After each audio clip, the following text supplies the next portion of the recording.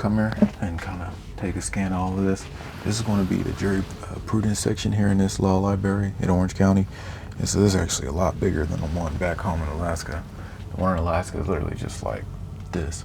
And so essentially this is going to give you all the core concepts of any given thing that you're looking into. So if you want to come right here, you see you've got jurisprudence for contracts, for corporations, and this specific one that we grabbed is going to be jurisprudence for secure transactions. So come this way with me too.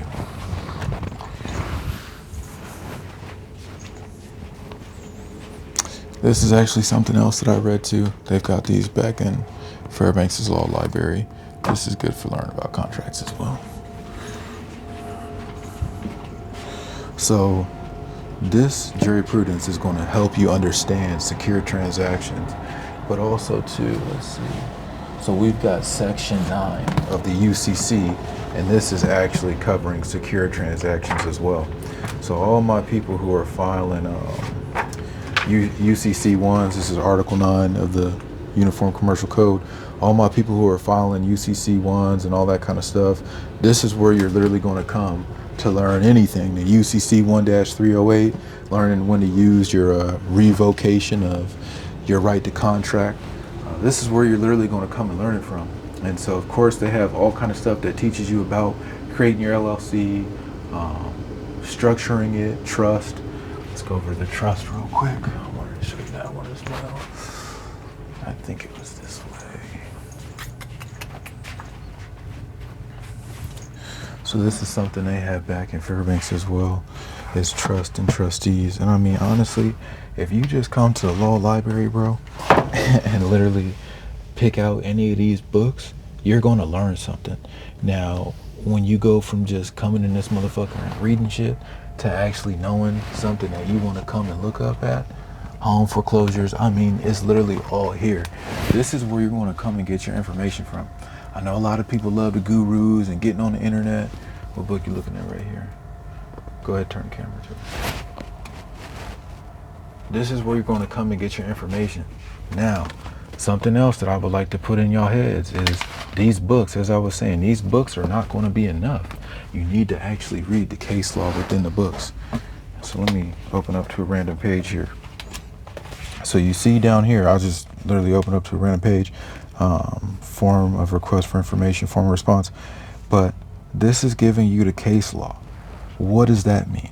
You're going to see how these things that the book is speaking about literally are actually cited and used.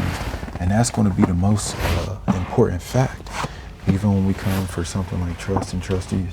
And keep in mind, I'm just opening this motherfucker. I'm not even, reading it or looking at it myself. But again, let's see. You got your case law down here. I mean, again, this is just completely random. But this is going to be your most important thing that you're doing, is reading the case law, not just the core concept. Of course, you need to read the core concept so that you understand what it is that's even being talked about, but you need to then read the case law. And ChatGPT does such a great, fantabulous job of this. If you say, I read this core concept on contracts, teach me about, teach me about, no, that's not a good prompt. I read this core concept on contracts, give me case law pertaining to, and then pertaining to whatever concept it was that you read. It's going to you could say, give me 50 cases. It's going to give you good cases to read. Now, whether some of it actually is good, as in like the case means shit, because sometimes there's just things that happen and these quote, quote, core concepts are inside that case, but doesn't necessarily mean anything. But again, it's at one side of it is not necessarily to mean something as much as it's for you to learn its use and facilitation of what it's used for and how it's used, not necessarily if it is swinging a case left or right. Like say if you're trying to build your case and you're referencing some case law, I'm not there yet. That's not what I'm talking about. I'm talking about us just learning the application and using these things in general. So let's go back over to American jurisprudence.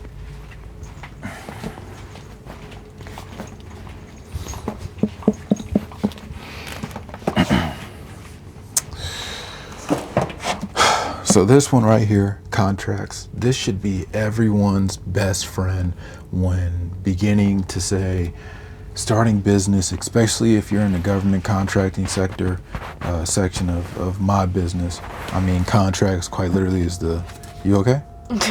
What? Oh, I'm gonna have to cut that out. We're gonna let it rock and roll.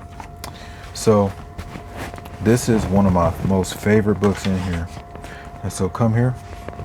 I want you to look on this, or rather I should say look at the page. So it says, a contract has been defined as an agreement upon sufficient consideration to do or refrain from doing a particular lawful thing. Similarly, a contract has been defined as an agreement, obligation, or legal tie by which a party binds itself or becomes bound expressively or implied to pay a sum of money or to perform or omit to do some certain act or thing. So what does any of that mean? That means that if I'm requiring you to do something for me, or if you're requiring me to do something for you, motherfucker, it's a contract. And normally it happens when there is involvement of paying money, rather than if I'm requesting money from you or if you're requesting money from me. But beyond that, this is where you're going to get that information.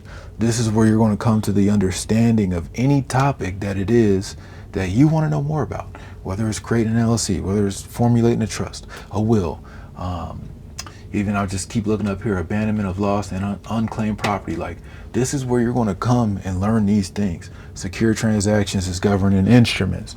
Even if we go back to UCC, like reading UCC, Uniform Commercial Code, understand how those things go together. This is going to be the place that you go. I'm really making this video. One, I myself, specifically to this law library, this is my first time in here. So we around here trying to look for books. But I'm making this video just to put this in your mind. I don't necessarily have anything to sell you because I myself am always still learning, but only that I want you to see you're not going to find this shit in the Instagrams, in the Googles. Well, I mean, honestly, you will find this in Google because most of these books, some of them are on Google. But my point to say is you have to go and do the work. The gurus that you're watching, they learn from somebody who read these books a little bit. I'm not saying all of them out there. I'm just saying what I see mostly. I'm not going to name drop. And I honestly had reached out to this dude at one point because I wanted to kind of get like a certain collab with him and maybe bring something to his business. He just said, pertaining to the UCC, that you only have to file in New York. And that's, or not to say only in New York, but it's the best place to file. And that's the only place you'll have to file. That is 1000% not true. And in the Uniform Commercial Code, it specifically tells you that the place in which you have to file is either where the property resides or where it was first created. And so if we're talking about doing your whole claiming your straw man, well then the property was first created wherever you were born. So if you weren't born in New York or the region that corresponds with New York, me for example, I was born in Alaska, so I think that's like Oregon, Washington, Alaska, I forget where else. I would have to file in one of those offices that correspond with that region, not in New York. If I filed my claim outside my region, the origin, the first claim, then it wouldn't matter where I'm filing the next claim. So this is honestly what I was looking for up there. Come look. Reinstatement of the law. This is going to be a really good place for you to learn any of, well, I guess it pertains to what topic you're looking to learn. This one is trust. We got for contracts there, for property. This would be a really good book for you to learn some fundamentals as well. Just something to poke your head in at. But we're going to go take a look at the Black's Law Dictionary. Another thing too is dictionaries in general, they're going to be good because you want to at least know words. Like I'll be talking to Melissa all the time and she'd be like, baby, I don't know that word.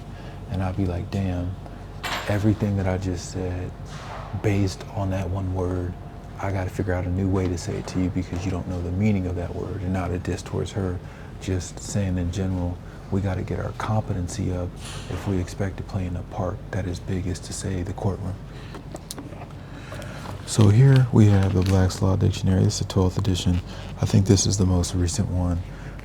I personally like the older books because the words, it's like what the word really meant, if you get what I'm saying, like not what they're saying it means now. But of course, you want to know balance, yin and yang vibes. So read a little bit of the new ones. I think the 8th edition is real good. I like the 4th edition. I even got like the 2nd edition downloaded on my computer. But for today's word, oh, look at that. Jurisprudence. I was looking up what this word meant earlier because I wanted to give the exact definition. But so come closer. So jurisprudence, originally the study of the first principles of natural law, the civil law, or the law of nations. And so we're looking at the jurisprudence books earlier. You want to back up a little bit now. The word I wanted to look for today is lien.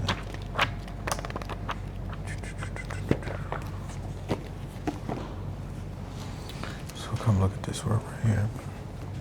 We've got lien, a legal right or interest that a creditor has in another property, lasting until a debt or duty that it secures is satisfied. Typically, the creditor does not take possession of the property on which the lien has been attained. And so essentially you can think of a lien like this. A lien is the right to a thing, but not the thing itself. So if Miss Melissa puts a lien on this paper, she has the right to this paper, but she does not possess the paper itself. So let's understand this in the form of like a physical house. If I put a lien on a property, I have the rights to that house. I have a right to it. And so what does this mean? Somebody physically still might live there. So I actually don't have the house, but if they sell the house, that I'm entitled to whatever comes from that house because I have the rights to it. So to speak, that I have to say so over it. You cannot say you're going to do a thing with this house unless it goes through me. Why? Because I have the security interest. I have an interest in the thing. I have a right to it. So that is a lien.